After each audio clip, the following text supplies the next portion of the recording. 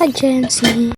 Nauna lang ulit mag-makeup. Kami mag-makeup ngayon lang ulit. Ang nilalagay ko nga pala is yung aloe vera pang primer ko and pang moisture. Up next is yung foundation ng Avon Radiant. And binanan ko lang ng sponge ko. And 2-in-1 stick ng 101 stick. Yung concealer and contour stick. Tapos naglagay na rin ako ng Lamelia concealer sa aking nose and eyelids. Tapos lip tint na din sa aking cheeks. Sinabay ko na rin ang eyeshadow. Tapos sa kilay ko naman ilalaminate ko siya ng eyebrow soap. Yan. Papatungan ko lang siya ng pomade na Natasha. Yan. Ginawa ko na rin eyeliner and pang kilay.